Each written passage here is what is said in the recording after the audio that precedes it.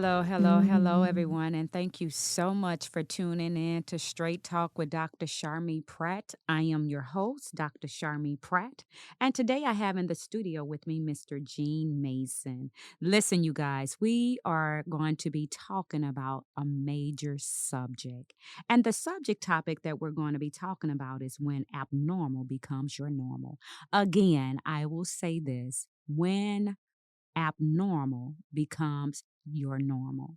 So I have with me Mr. Gene Mason, and I want to bring him in right now to introduce himself to everyone out there, and then we're going to jump into our conversation. Hey, Gene, how are you? Introduce yourself to everyone. Good morning, Dr. Pratt. I am good. My name is Gene Mason, and I was born in Kansas. I grew up in Denver, Colorado, lived in Alaska 20 years, and now here in the great state of Texas. Oh, wow. Well, hey, Alaska. Listen, everyone. We are in for a treat because we're going to really talk about it. And we're going to just touch on some things that many people don't want to share out there. And one of the things that we're going to talk about is domestic violence and abuse. So many times we look at it through the eyes of women because when you talk about domestic violence, your mind immediately goes to that which a woman goes through and how men beat women or how men verbally abuse and all these particular things that comes with domestic violence. And so your mind never goes to the fact that men can be domestically violated as well. We as a culture or a people period focus on the dynamics of when women go through it, but you don't hear too many men talk about it. But today we're going to talk about the dynamics from a man's standpoint and a man's point of view. We're going to hear from Jean today, you guys, to help us to understand a little bit from the eyes of someone who experienced domestic violence from a woman. Listen, we are going to open our hearts and minds and we're going to hear this story from someone who has experienced it firsthand. And so, Jean, jump in here and just talk to us about the concepts of domestic violence from a man's standpoint. Domestic violence is a enemy of humanity. It's not just men and women, children, animals, parents. Domestic violence is an enemy to humanity worldwide. And the sooner that we address it and acknowledge it um, and be brave enough to stand up for it, against it, then I think the better off we will be, not only in our homes, but in our neighborhoods, in our communities, and in our state, in our nation. Um, Domestic violence is, unfortunately, it's been downplayed by social media, by television, by Hollywood. It's downplayed. It's dramatic to watch a woman slap a man. You know, it shows she's strong. You know, and that's so degrading. But it's okay. It's not cool when a man does it, but it's cool when a woman does it. And the truth is, um, we are unknowingly destroying the next generation because the next generation is watching this and they're saying, "Oh, that's the norm," and they're taking it and they're running with it. And then the generation after them is saying, "Oh, wow, okay, so it's okay to spit and slap, kick, curse," but it's not. And so, what we are normalizing today is going to be horrific tomorrow. Wow, I love what you just said. How it's portrayed, especially in, like you said, Hollywood, and you see where it's okay for a woman to call a man the B word, or a woman to, like you said, smack a man or cheat on him, and different things like that. And it's portrayed a lot, especially through the airwaves. And then, as you said, but when a man does it and then everybody is in a uproar when the man does it. But I like the fact that you address that it's a problem for humanity as a whole. It's not just a one-sided thing. There is abuse that goes on all over the world, and when we are able to stand up to that abuse that goes on, then we are able to really conquer that very thing that's been conquering us for generations. um Now, everybody, we're talking about this, but make no mistake about it. Gene is able to actually say the things that he needs to say, not just because he became an advocate of this thing just by happenstance, but there are things that he went through in his own life, and we're going to give him the liberty to share whatever it is he wants to share because he's talking about it because he has not only been victimized in the past, but he has become a victor, meaning he has victory over what once victimized him, and he's just want to take a stand to actually tell men today, and not only men but all that will be listening that have an ear to hear, that you need to stand up. It's okay for you to not to know that you're not alone, and it's okay for you to speak up about this thing that has really kept us in bondage for our generations.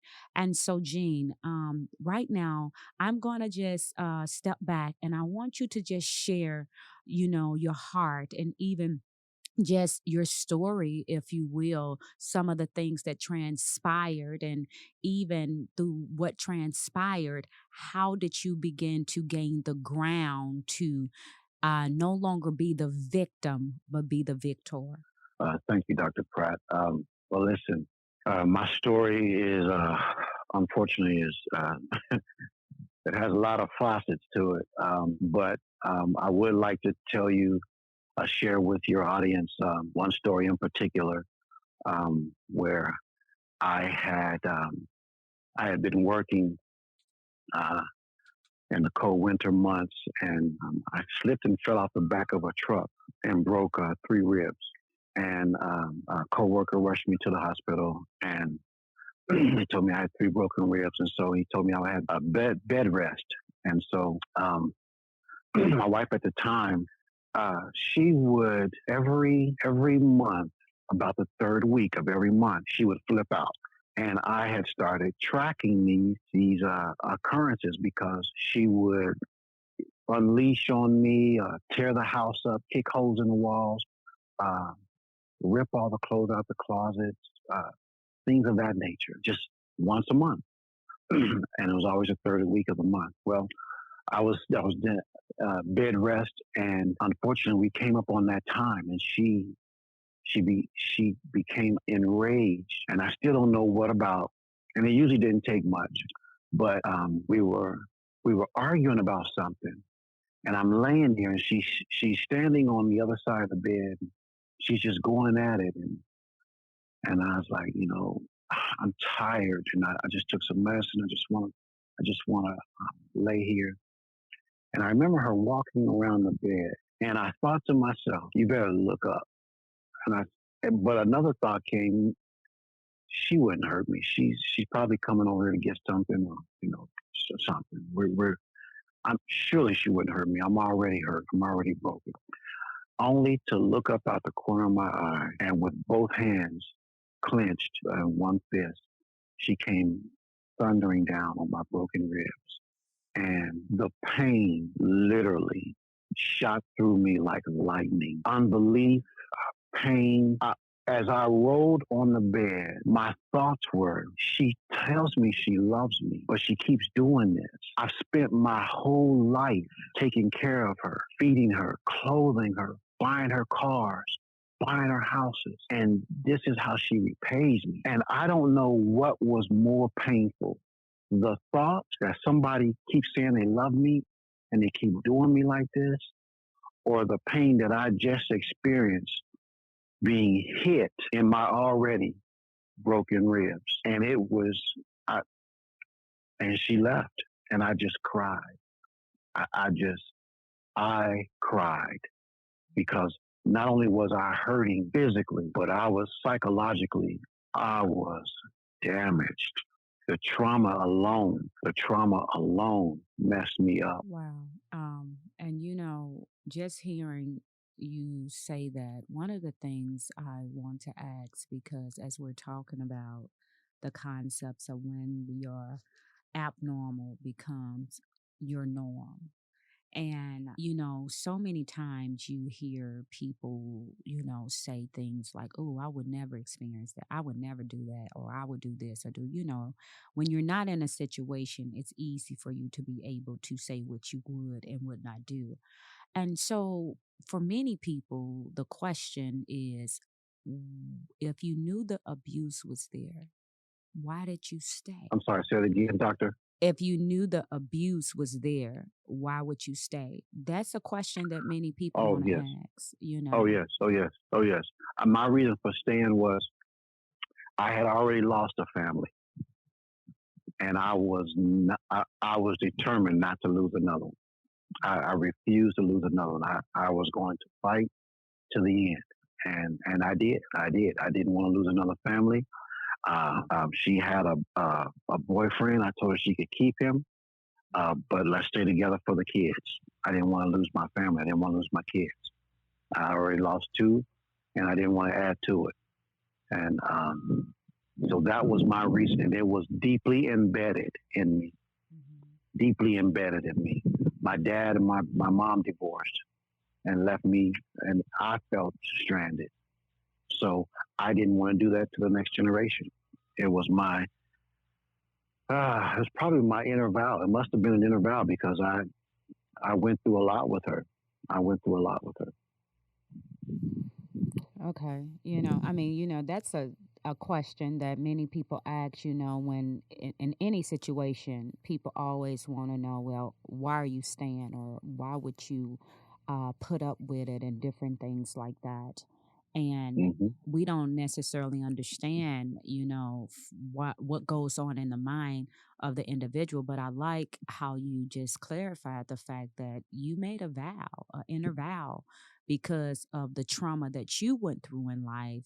You made the vow that, when you get a family, that it really is, this is my family, and I'm going to do whatever it takes to make it work. Hmm. But in Hmm. your case, though, this was not something that was just little, if you will. You experienced major traumatic experiences. I can only imagine, how the rest of the story unfolds with the fact that you were being physically abused, mentally abused, and even the fact you said, like, she had a boyfriend, and I told her, you can keep him, but let's just stay together. And you made that vow, and you put up with it as long as you could or whatever. And so even as we're talking about this whole concept, uh what do you think caused your abnormal situation to become normal to you, and the reality that you were staying in it to a place where you just, endure the pain or endure whatever was there because of that vow. And so the abnormal thing became a normal place for you. Where do you think that particular thing came from? It that that concept had help. Um, I, I was watching other relationships that were experiencing uh, trauma. Some of my friends. I got a buddy, man, good looking guy from Mac from an island out of nowhere. Good looking guy, and his wife busted his nose so bad that it split, and uh, and he stayed with her. That was it. We were seeing these things on a normal basis. We were seeing men's scars, not knowing what they were dealing with psychologically, but we were all looking at each other's scars. And truth be told, we kind of warm as metals. We warm as metals, man. Look at what I experienced. Man, I didn't hit her back, man. I didn't hit her back. And unfortunately, that was the norm. And but God revealed to me that that's pain management, Mm. and I was free to get out of pain management. And when He showed me that, I chose to get out. And I said, God, I want out. I choose to no longer manage pain. Um, because we're seeing it on TV. A guy from my job would come to work with scratches and scars and bruises around his neck and on his face. Another guy, one of my best friends to this day, was coming to work. He came to work with an iron print on his face. His wife pressed the iron against his face and burnt his face. And we wore those things as medals. So we saw it as, well, I'm not going through it alone. So well, mine ain't as bad as yours. Oh man, look at you. You look like your wife pressed. You know, Mhm. it's crazy. It's absolutely crazy. If we did stuff like that to those women, we'd be in jail. Mhm. And that was not the case. Mm. It was not the case. These women did not go to jail. They did not get in trouble. And so that's what normalized my pain and and and and caused it to be more of a pain management. You know, watching my friends and my coworkers and men on TV and just watch us deal with. And we were told that men dealt with the pain. Men don't cry. Men, this is how you better handle up. You better level up. Man, shucks. That was a hot mess. That's what that was. Wow. Wow. Just hearing you talk about it, man. And you're right. If it was a woman, that been done to a woman, of course, he's going to jail. Just, we start screaming too loud because My he God. opened his mouth and hollered, and we say My abuse, God. abuse, then yes, they will go to jail. My Because God. as you said, society has painted the picture that the only domestic violence or the traumatic things really happen to only women. And if you are a man and she hits you, then it's something that you've done. And so I want to jump back to when we first began and we began to talk about the concepts of what the media and even entertainment shows us just concerning women and how they treat a man. And we come to a society that says it's okay for you to do this to a man, but it's not okay for a man to do this to you. And so, I want to jump back in there because you have those times, and let me just talk about it because even I remember as a woman as a woman I used to be very verbally abusive, and not only verbally abusive but even I will fight you in a minute, Mm, like mm. seriously. You want to throw? Let's throw. I mean, I remember a time when my children's dad, I literally took a screwdriver and I stabbed him with the screwdriver, and different things Jesus. like that. And so the anger and the Woo. trauma that I had experienced, I literally, afflicted it, on other people, not even Yep. recognizing. And it was that thing that you're not going to, it's just like something happens, because I've never been abused. I've been an abuser, but I never been abused. And so even as we're talking about this subject right now, it's one of those things that many people try to steer away from, especially if it's happened to a man, right? Um, Hmm. and so I came up in a household where it was more women than men. And so as a woman, you acted like a man. You know what I'm saying? Mm. It was crazy because then, it irks me now when I hear people call or people say to another woman, Happy Father's Day, because you've been that's screwed up. That's not sound anywhere. And Mm-mm. so we But it's the have norm. that's what I'm saying. It became the norm. And so you have those situations where, like, you and I talked about before we even got on, which women, well, I ain't give them none, when they talk about sex and different things, that we try to have that psychological abuse and different things like that. So let's take a moment over the next few minutes and kind of talk about even those discussions where things are not only physically abusive, but when it even comes to a man and a woman, the spouses, and the spouse withholds sex and all type of things, because she wants that control. She wants to be in control of the Ooh, man. And so let's doctor, take a moment don't and get, talk about that. doctor, don't get me started. Don't unleash me on that one. Oh my, because it is not known the depth of that trauma. It is not. It only by the Spirit of God can you comprehend the depth of that trauma. Because, and I'm just gonna speak for myself. I'm just gonna speak for myself. It left me, it left me vulnerable, and it was like a, oh my gosh, like a wounded deer in the forest, bleeding. Because psychologically now we ain't gonna get to get good to the physical. Psychologically now, I'm thinking something's wrong with me, and that can be wrong on so many different levels. But now I'm thinking something's wrong with me. I'm thinking uh, I'm not very good. I'm thinking I'm not big enough. I'm thinking I'm not adequate. Uh, and and if she doesn't want me, who else does she want? So now mentally, I'm all over the place. I was all over the place, and then so now I'm not only now fear has set in, and we all know what fear does. All it needs is an opportunity, and it'll sprout up on a rock.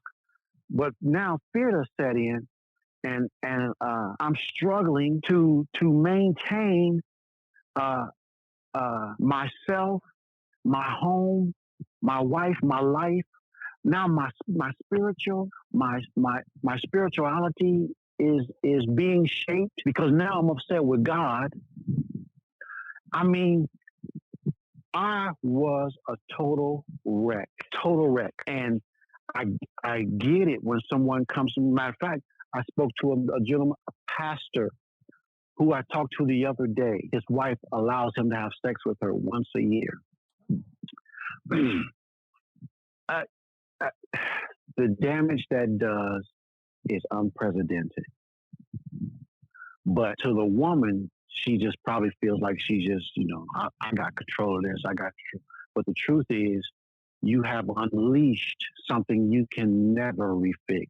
Only God can fix, and that's why you have to be. It is imperative that we be who God has created us to be. If you are a woman, be a woman. If you are a man, be a man.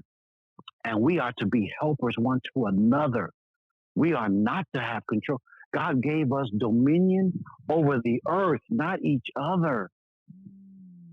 Oh my gosh. I'm going to stop there. Go ahead, Dr. Oh, Pratt. wow. Oh, wow. See, I felt that one right there. Oh my God. Mm. Look, God gave us dominion over the earth, not each other.